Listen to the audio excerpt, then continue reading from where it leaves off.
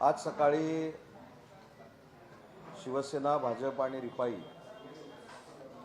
या महायुतीचा वचननामा माननीय राज्याचे मुख्यमंत्री देवेंद्रजी फडणवीस साहेब आणि आमचे मुख्य नेते शिवसेनेचे आदरणीय एकनाथ शिंदे साहेब आणि आठवले साहेबांच्या उपस्थितीमध्ये आम्ही नक्की मुंबईमध्ये महायुतीची सत्ता आल्यानंतर, महानगरपालिकेवर महायुतीची सत्ता आल्यानंतर नक्की आम्ही काय करणार आहोत याचा वचननामा आम्ही मुंबईकरांच्या समोर ठेवला. आणि हा जो वचननामा आहे हा आम्ही पूर्ण करणारा वचननामा दिलेला आहे. तर आपल्याला माहिती आहे की तत्कालीन मुख्यमंत्री एकनाथ शिंदे साहेब होते, आता विद्यमान मुख्यमंत्री देवेंद्रजी आहेत. दोघेही दिलेला शब्द पूर्ण करणारे आहेत ही त्यांची खासियत अख्ख्या महाराष्ट्राला माहिती आहे. आणि म्हणूनच पूर्वी झालेल्या नगरपालिकेच्या निवडणुकीमध्ये 2/3 मेजॉरिटीनं महायुतीचे नगराध्यक्ष हे विराजमान झाले. मुंबईकरांचा जो पाण्याचा प्रश्न आहे त्यांना 24/7 वॉटर सप्लाय झाला पाहिजे म्हणून गायराई, पिंजाळ, दमणगंगा हे जे पाण्याचे प्रकल्प आहेत हे पुढच्या 5 वर्षामध्ये पूर्ण करण्याचा संकल्प आणि वचन आम्ही मुंबईकरांना दिलेलं आहे. आणि ते प्रकल्प पूर्ण झाल्यानंतर जी पाणी टंचाई भासते ती पूर्णपणे भासणार नाही अशा पद्धतीचा वचननामा आमचा आहे आणि ते आम्ही वचन दिलेलं आहे. आपण अनेक वचननामे बघितले, गेले 25 वर्ष ज्यांच्याकडे सत्ता होती त्यांचे देखील वचननामे बघितले. त्या वचननाम्यातलं पहिलं वाक्य की महाराष्ट्रापासून मुंबईला आम्ही बाजूला करायला देणार नाही. गेली 25 वर्ष हेच सांगतायत. याच्या पलीकडे भावनेला हात घालून मतं मिळवण्याचं दुसरं शस्त्रच कुठचं असू शकत नाही. पण स्वतः माननीय एकनाथ शिंदे साहेबांनी, देवेंद्रजींनी सांगितलेलं आहे की ज्यावेळी मुंबईला महाराष्ट्रापासून बाहेर करण्याचा विचार जरी कोणाच्या मनामध्ये आला तरी त्याला, म्हणजे त्यांनी एका वाक्यात सांगितलं, कोणाचाही बाप मुंबई महाराष्ट्रापासून दूर करू शकत नाही आणि ती होणारच नाही. पण जे होणारच नाही ते वचननाम्यामध्ये आणायचं आणि मुंबईकरांच्या काळजाला हात घालायचा. हे 25 वर्ष सातत्यानं काही लोकांनी मुंबईकरांच्या भावनाशी खेळ करून मतं मिळवलेली आहे. आणि मुख्य मुद्द्याकडे दुर्लक्ष झाला, तो 40 लाख मुंबईकर मराठी माणूस जो मुंबई सोडून MMR रिजनमध्ये गेलेला आहे त्याला पुन्हा एकदा विविध योजनांच्या माध्यमातून मुंबईमध्ये आणून ही आमची मुंबई खरी मराठी माणसाची आहे अशा पद्धतीचं चित्र पुन्हा एकदा निर्माण करण्याचा संकल्प आमचा आहे. मग ही 40 लाख लोक कोणाच्या कारकिर्दीमध्ये बाहेर गेली हे मला काही सांगायची आवश्यकता नाही. परवाची जी एक मुलाखत मी बघितली त्या मुलाखतीमध्ये ज्येष्ठ अभिनेते जे कोकणातले आहेत, ज्येष्ठ निर्माते, जे मुंबईकरांच्या आशीर्वादानं इथपर्यंत पोचले, मुंबईकरांनी मराठी माणसांनी चित्रपट बघितले म्हणून इथपर्यंत पोचले, त्यांचं एक वाक्य होतं की घरातनं बाहेर पडल्यानंतर मुंबईची लाज वाटते. खरं तर हे समोरच्याने आत्मचिंतन करण्यासारखं आहे. 25 वर्ष ज्यांच्याकडे सत्ता होती, याचा अर्थ मी असा लावतो की 25 वर्ष ज्यांच्याकडे सत्ता होती त्यांनी मुंबईची विकास कामं केली नाहीत, रस्त्याची कामं केली नाहीत, विविध प्रकल्प पूर्ण केले नाहीत, म्हणून बाहेर पडल्यानंतर कदाचित त्यांना मुंबईमध्ये फिरायची लाज वाटत असेल. त्यांनीच खरं हे उत्तर दिलेलं आहे. त्यांनी मुलाखत घेता घेता मुंबईकरांना उत्तर दिलं की ज्यांच्या हातामध्ये मुंबईची सत्ता होती, ज्यांच्या हातामध्ये मुंबईकरांची महसुलानं भरलेली तिजोरी होती, ते विकासकाम करू शकले नाहीत म्हणून मला मुंबईमध्ये राहायची लाज वाटते, असा कदाचित त्याचा अर्थ असावा. पण भावनेच्या भरात ते बोलून गेले, पण खरं बोलून गेले, त्यांना मी मनापासून धन्यवाद देतो. तर ते मराठी माणसं जी 40 लाख बाहेर गेलेली आहे त्यांना मुंबईमध्ये आणण्याचा संकल्प हा दोन्ही नेत्यांनी केलेला आहे, म्हणजे मुख्यमंत्र्यांनी आणि उपमुख्यमंत्र्यांनी केलेला आहे. आपल्याला सगळ्यांना माहिती आहे, विशेषतः मुंबईकरांना माहिती आहे की झोपडपट्टी मुक्त मुंबई करणं हे स्वप्न वंदनीय बाळासाहेबांचं होतं आणि त्याच्यातनंच SRAचा प्रकल्प किंवा SRAची योजना पुढे आली.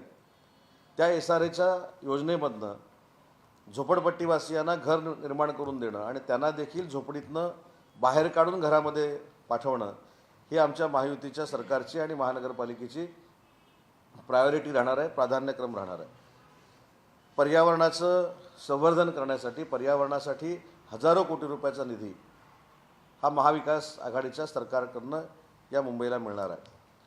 अजून एक महत्त्वाची घोषणा जी या जाहीरनाम्यामध्ये, वचननाम्यामध्ये झाली, ज्याची पूर्वी अंमलबजावणी ही ग्रामीण भागामध्ये ऑलरेडी झालेली आहे, ती म्हणजे ST बसेसमधनं ज्या महिला भगिनी फिरतात त्यांना तिकिटाचा दर हा 50% आणण्याचा निर्णय माननीय मुख्यमंत्री तत्कालीन एकनाथ शिंदे साहेबांनी घेतला होता.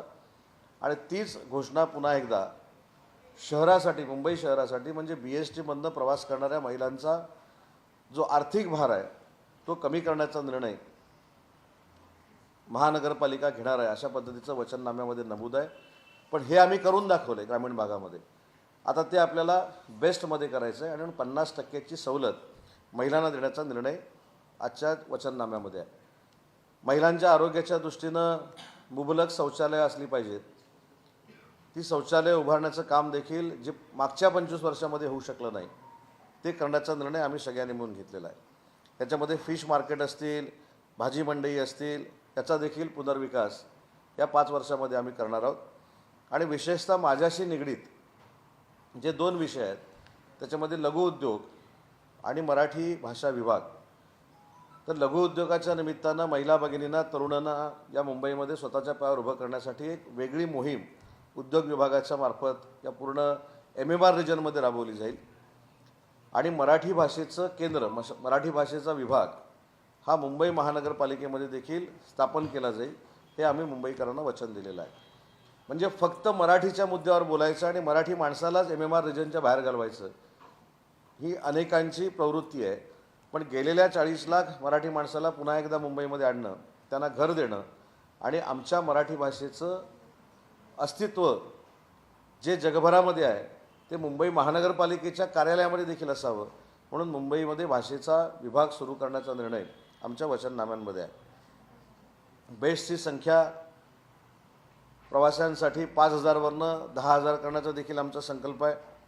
आणि सगळ्यात महत्त्वाची गोष्ट की महिलांना जे 1 लाखापर्यंतचं कर्ज होतं ते 5 लाखापर्यंत करण्याचा MMR रिजनमध्ये, मुंबई महानगरपालिकेमध्ये आम्ही महायुतीच्या सरकारनं निर्णय घेतलेला आहे. सगळ्यात महत्त्वाची गोष्ट, काही भाषणामध्ये फक्त बांगलादेशी आणि रोहिंग्याबद्दल बोललं जातं. आज प्रशासक असताना देखील सरकारच्या माध्यमातून अनेक वेळा कार्यवाही झाली.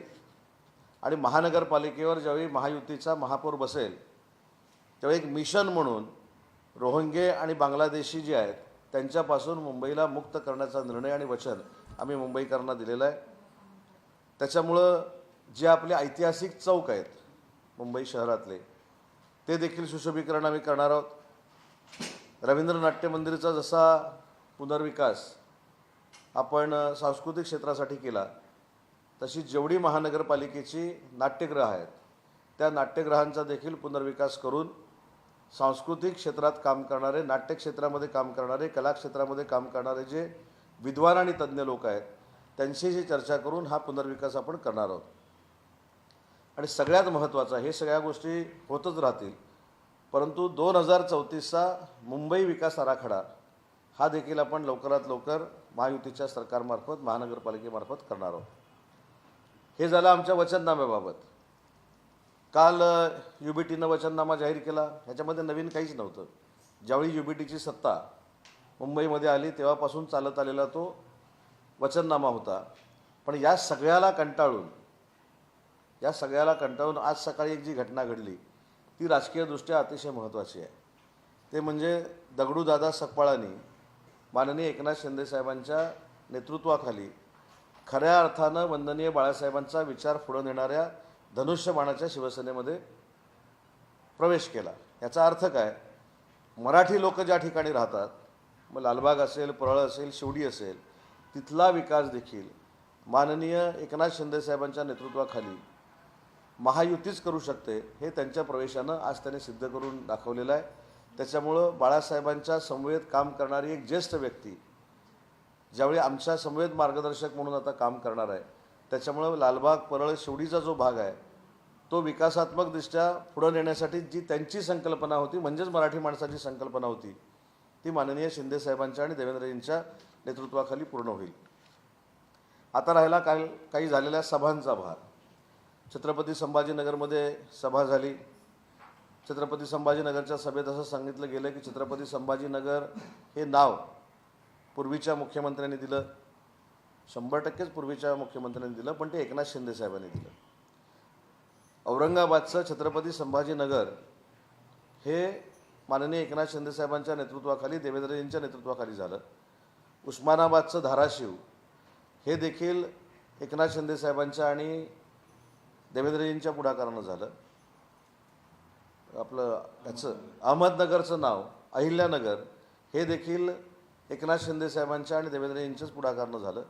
त्याच्यामुळे समोरच्यांकडे काही सांगायला शिल्लक राहिलेलं नाही. त्याच्यामुळं आता भाषणातनं देखील कशा पद्धतीची बदनामी, कुठेतरी शिवीगाळ करायची, कुठेतरी अजून काय बोलायचं, सकाळीपासून संध्याकाळपर्यंत एकनाथ शिंदे साहेबांची बदनामी करायची.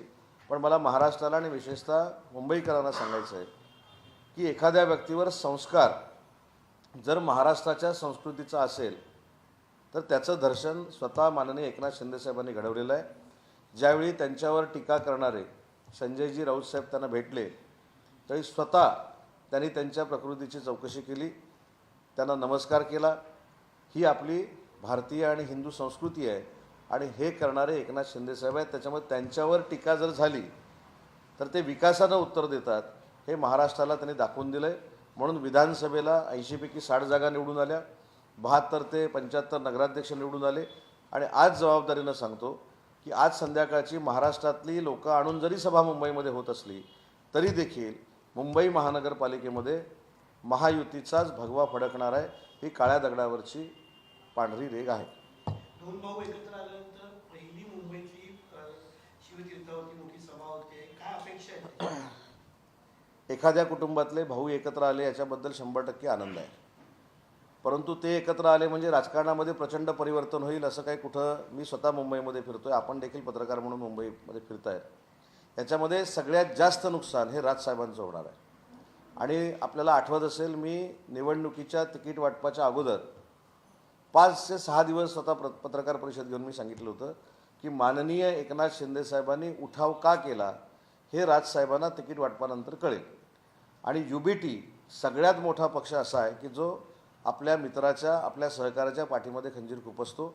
आज कदाचित राजसाहेबांच्या आदरयुक्त भीतीमुळे मनसेचे पदाधिकारी बोलत नसतील, परंतु खऱ्या ज्या मनसेच्या जागा निवडून येणार होत्या त्या मनसेच्या ताकदीवर स्वतःच्या ताब्यात ठेवून फार मोठं मनसेचं नुकसान हे UBTनं केलं आहे. हे मी बोलत नाही तर दबक्या आवाजामध्ये मनसेचे कार्यकर्ते बोलायला लागलेत. मनसेचे कार्यकर्ते राजसाहेबांच्या रागापोटी दुसऱ्या पक्षात जात नाही आहेत, तर ती जी युती झाली आणि राजसाहेबांबद्दल पूर्वी जे काय बोललं गेलेलं होतं त्याचा राग म्हणून राजसाहेबांचे कार्यकर्ते दुसरीकडे जात आहेत. आणि हे मी सुरुवातीलाच सांगितलं होतं की फार मोठ्या पद्धतीनं तिकीट वाटपामध्ये मनसेला बाजूला ठेवलं जाईल आणि म्हणून 52 ते 53 ठिकाणीच फक्त मनसे लढते. पण आमच्यावर टीका केली होती की आम्ही 60 ठिकाणी लढणार आहोत, पण आम्ही 92 ठिकाणी लढतोय, हे देखील समोरच्याने समजून घेतलं पाहिजे. त्याच्यामुळे तुम्ही जो मला प्रश्न विचारला, किती मोठी सभा झाली, किती छोटी सभा झाली, तरी देखील मुंबई महानगरपालिका ही देवेंद्रजींच्या आणि एकनाथ शिंदे साहेबांच्याच ताब्यामध्ये असेल. प्रत्येक सभेमध्ये आदित्य ठाकरे देवेंद्र फडणवीसांची मिमिक्री करताना दिसत आहेत, त्यांच्या भाषणाच्या स्टाईलची मिमिक्री करतायत, नवीन स्टाईल घेतली. आता हा प्रश्न त्यांना विचारला पाहिजे ना. मिमिक्री करताना दिसत मला असं वाटतं की एखाद्याच्या वैयक्तिक बाबीवर टीका करून, मिमिक्री करून सत्ता येत नाही. तर आपण विकासाची किंमत लोकांसाठी काय मोजली, आपण विकासाची कामं किती केलेली आहेत, मिठी नदीचा गाळ आपण किती काढला आहे, डिनो मोरियासाठी आपण किती सहकार्य केलं आहे, गाळामध्ये किती भ्रष्टाचार झाला आहे, कचऱ्यामध्ये किती भ्रष्टाचार झाला आहे, डम्पिंग ग्राउंड का शिफ्ट झाली देवनारसारखी, याची देखील उत्तरं जनतेला द्यावी लागतील. आणि मुंबईमध्ये जो विकास झालेला आहे हा 100% माननीय एकनाथ शिंदे साहेब आणि देवेंद्रजींच्याच पुढाकारानं झाले, हे जनता आता बोलते.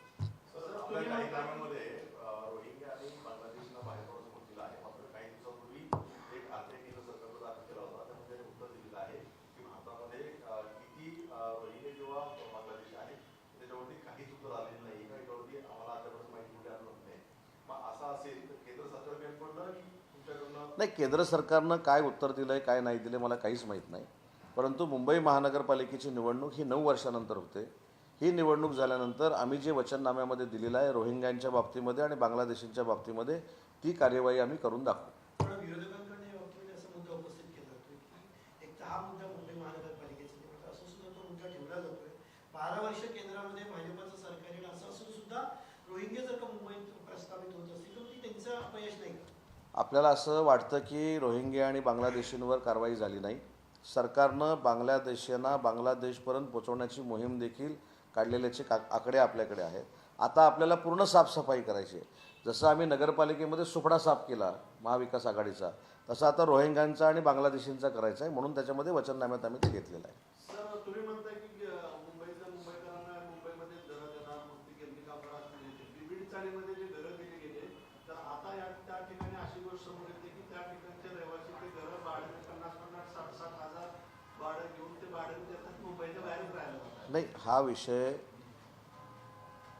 2-4% होत असेल. पण अजून एक उदाहरण तुम्हाला सांगतो की रमाबाई आंबेडकरमध्ये देशातला पहिला ऐतिहासिक 17,000 घरांचा प्रकल्प हा गृहनिर्माणच्या माध्यमातून होतो. तुम्हाला माहिती आहे, देशात पहिल्यांदा बिल्डरनं थकवलेलं भाडं 160 कोटी रुपये हे सरकारनं दिलं, हे देखील आपल्याला माहिती आहे. क्लस्टरची योजना देशातली सगळ्यात चांगली मुंबईमध्ये आणि MMR रिजनमध्ये राबवली जाते, हे देखील तुम्हाला माहिती आहे. त्याच्यामुळं मला असं वाटतं की काही ठिकाणी झाले, हा क्रायटेरिया आपण सगळीकडे लावू शकत नाही.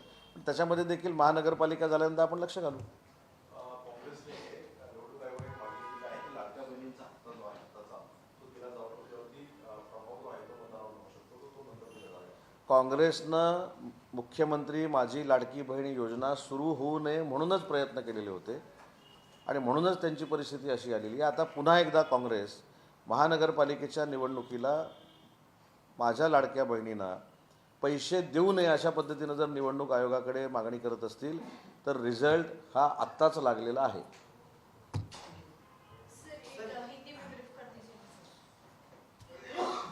आज माननीय महाराष्ट्र राज्य के मुख्यमंत्री देवेंद्र जी फडणवीस साहब, हमारे नेता और हमारे मुख्य नेता एकनाथ शिंदे साहब, इन्होंने जो वचननामा मुंबईकर हमारे जो मतदार हैं, वोटर्स हैं, उनके सामने प्रेजेंट किया है, उसमें से जो वाटर सप्लाई का मामला था, इसके लिए गारगाई, पिंपाड़ और दमनगंगा जो बहुत बड़े प्रकल्प है वाटर सप्लाई के, वो हम 5 वर्ष में पूरे करेंगे, ये हमने वचन दिया है. जो हमारे मराठी लोग, इनकी सत्ता जो 25 बरस यहाँ बम्बई में थी, इनकी वजह से MMR रीजन में चले गए हैं या MMR रीजन के बाहर गए हैं, वो 40,000 मराठी लोगों को वापस मुंबई में लाने का संकल्प आज हमने वचननामा में किया है. झोपड़पट्टी मुक्त मुंबई ये हमारा संकल्प है. जो महिलाएं BST से अभी ट्रैवल करेंगी, उनका भी टिकट रेट जो है, जो पहले हमने रूरल एरिया में 50% कर दिया था, वो अभी बम्बई में भी 50% होगा. ऐसा अच्छा वचननामा हमने मुंबई कर लोगों के सामने प्रेजेंट किया है. मुझको पूरी कॉन्फिडेंस से जो एक इलेक्शन के बाद यहाँ जो परिस्थिति निर्माण होगी, वो महायुति का ही मेयर मुंबई महानगर पालिका पे विराजमान होगा. और जो कुछ अभी आज की सभा है, मैंने सुना है कि वो सब बाहर के लोग, महाराष्ट्र के पार्टी के लोग मुंबई में बुलाए गए हैं, लेकिन हमारी जो सभा रहेगी वो भी कल की सभा ऐतिहासिक रहेगी. सर, दूसरी तरफ देखा जाए, जैसे बांग्लादेशी हो जाए, रोहिंग्या मुस्लिम हो जाए, इस तरीके से जो मुद्दे हैं बोलते नजर आते हैं. आज CM ने भी उस बारे में कहा है कि हम लोग उनके खिलाफ कार्रवाई करेंगे. किस तरह देखेंगे सर, जिस तरह से नहीं, ये कार्रवाई रोहिंग्या और बांग्लादेशी के ऊपर चालू है, लेकिन मैंने पहले भी बोला है कि अभी ये पूरा साफ सफाई करने का जो काम है वो महानगर पालिका आने के बाद हम पूरी तरह से करेंगे. सर, लेकिन जिस तरीके से वोट जो है, जिस तरीके से जो वोट है वो इसमें ऐड किया जा सकता है, क्योंकि जिस तरीके से कोई दो बार वोट दे देता है, कोई 3 बार वोट देता है, कोई इलीगल तरीके से वोटिंग होती है, किस तरह से टैकल करेंगे सर? नहीं, मैंने अभी 5 बार चुनाव लड़ा है. अगर हम पूरे कॉन्सेंट्रेट होके अगर मतदार यादी पे ध्यान देते हैं, अपना पोलिंग एजेंट पूरा कॉन्सेंट्रेट करके अगर मतदार यादी पे ध्यान देता है, तो ऐसी नौबत नहीं आती. सर, लेकिन EI टूल का उपयोग जो है वो बांग्लादेशियों को वो आइडेंटिफाई करने के लिए और डिपोर्ट करने के लिए किस तरह से उसका उपयोग होगा? नहीं, अभी तो उसका प्रेजेंटेशन मुझको भी लेना पड़ेगा, लेकिन बांग्लादेशी और रोहिंग्या मुंबई में नहीं रहेंगे, ये कार्रवाई हम 15 दिन के बाद शुरू करने सर, वाले हैं। आज जिस तरीके से एमएनएस यूबीटी और एमएनएस और शिवसेना यूबीटी की जो जिस तरह की सभा रखी गई है, किस तरह देखेंगे? कल आपकी तरफ से भी इसकी ऐसी सभा रखी गई? कल की हमारी सभा मुंबई कर लोगों की होगी, मतदार लोगों की होगी। आज की सभा जो चांदा से लेके बांदा तक उनके पार्टी के लोग हैं, कार्यकर्ता है, उनको बुलाया गया है। सर, ये ठाकरे ब्रदर्स ने जो है भाजपा को और शिवसेना को इनकमिंग को लेकर जो है कहा है, भस्मासुर कितने लोगों को जो है लेंगे? ये वो आज नहीं कह रहे हैं, वो पिछले 4 साल से कह रहे हैं, लेकिन जो नगर पालिका की चुनाव हुए, बाद में उसके पहले विधानसभा के चुनाव हुए, उसमें भी उनको पता चला है कि यहाँ जो महाराष्ट्र में महानगर पालिका में और नगर पालिका में जो माहौल है वो सिर्फ और सिर्फ महायुति का है। सर, ये एमआईएम की नेता ओवैसी जो है वो कहते हैं हिजाब वाली बहन जो है वो देश की प्रधानमंत्री बनेगी, किस तरह से देखते हैं सर? ये उनकी बात मन पे लेना और उस पर करना कुछ जरूरी नहीं है ना, या ऐसा ही हो ही नहीं सकता, तो उसके ऊपर जवाब क्या देना। देश विदेशातील प्रत्येक घडामोडींचे लाईव्ह अपडेट मिळवण्यासाठी आता साम टीव्हीच्या सर्व सोशल मीडिया प्लॅटफॉर्मला लाईक, फॉलो आणि सबस्क्राईब करा. तसंच सर्व नोटिफिकेशनसाठी बेल आयकॉन प्रेस करायला विसरू नका.